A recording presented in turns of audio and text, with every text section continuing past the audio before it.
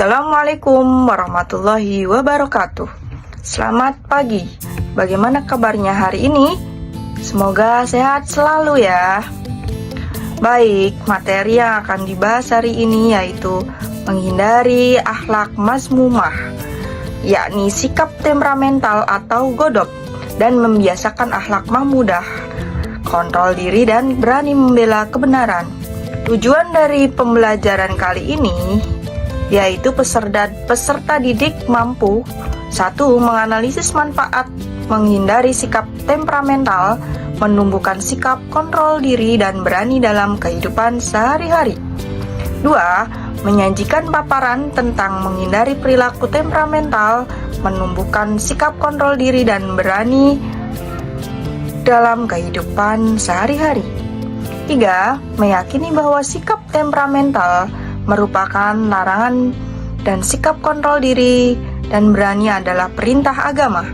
4. Menghindari sikap temperamental dan membiasakan sikap kontrol diri dan berani dalam kehidupan. Kita jelaskan godop atau temperamental. Temperamental atau sifat mudah marah dalam bahasa Arab berasal dari kata godop. Menurut istilah, godop berarti sifat seseorang yang mudah marah karena tidak senang dengan perlakuan atau perbuatan orang lain. Lawan kata dari sifat godop adalah ridho atau menerima. Menerima dengan senang hati dan al-hilm atau murah hati atau tidak cepat marah. 2. Penyebab sifat temperamental atau godop. 1. Faktor fisik atau jasmaniah.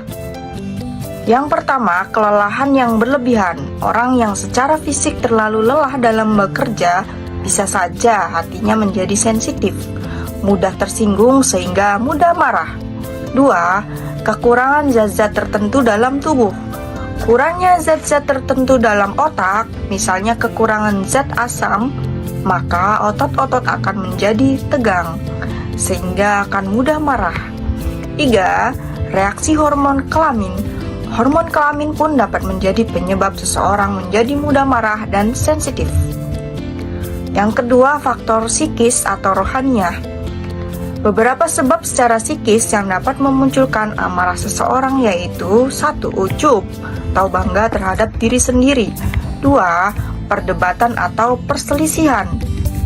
Debat adalah adu argumen antara satu pihak dengan pihak lain untuk memutuskan atau mendiskusikan tentang sebuah perbedaan. 3. Senda gurau yang berlebihan. 4. Ucapan yang keji dan tidak sopan. Ucapan yang berupa celaan, hinaan, umpatan, atau perkataan yang menyesakkan dada kepada orang lain adalah salah satu pemicu munculnya kemarahan seseorang. 5. Sikap permusuhan kepada orang lain. Seseorang yang memiliki bibit kebencian dan tidak suka kepada orang lain cenderung akan memusuhi orang lain dengan segala cara. Berikut tingkatan sifat temperamental atau godop.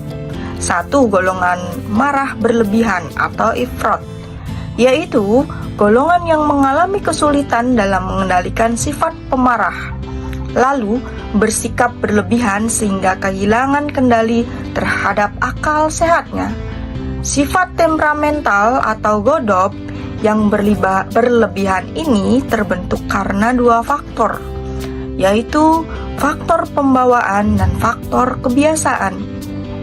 Kedua, golongan yang tidak memiliki sifat marah atau tafrit, yaitu golongan yang tidak bisa marah, merupakan kebalikan dari golongan ifrat. 3. Golongan yang mampu berlaku adil dan proporsional, iktidal. Berikutnya adalah cara menghindari sifat temperamental atau godop. Cara-cara yang diajarkan oleh Rasulullah SAW sebagai berikut. Yang pertama, memajat ta'awud. Yang kedua, merubah posisi. Jika seseorang mendapatkan kemarahannya pada saat ia sedang berdiri, hendaklah bersegera untuk duduk. Yang ketiga, diam atau tidak berbicara. Keempat, berwudu. Kelima, mengingat wasiat Rasul dan janji Allah.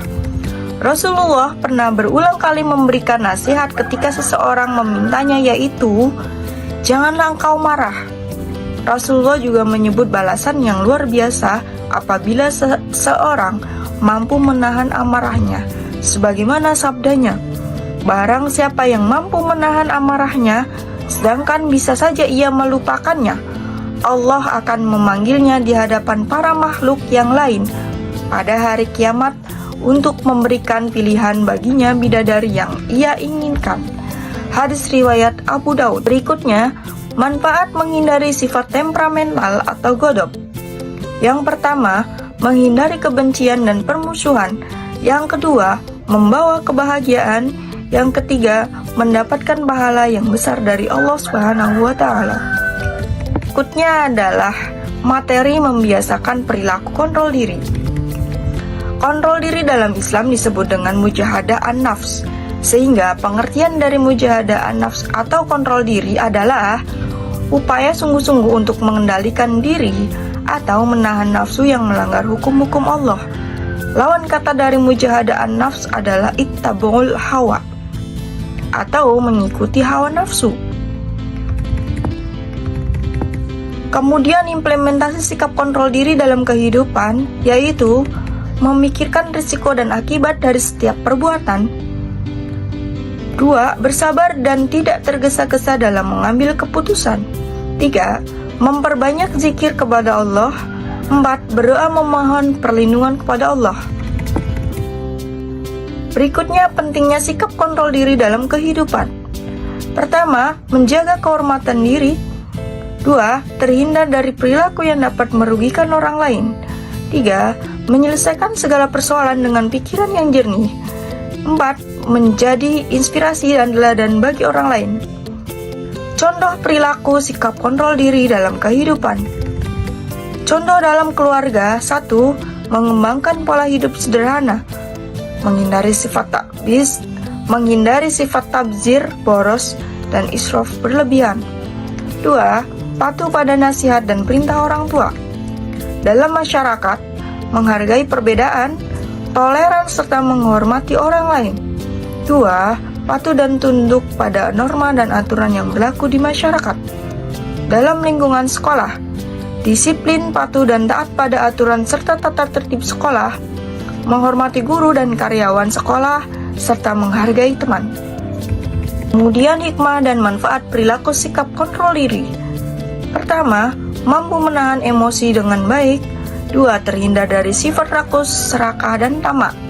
3. Terhindar dari kesalahpahaman yang tidak perlu. 4. Sabar dalam menghadapi musibah dan cobaan dari Allah. 5. Mampu bergaul dan bersosialisasi dengan baik di masyarakat. Membiasakan perilaku berani membela kebenaran.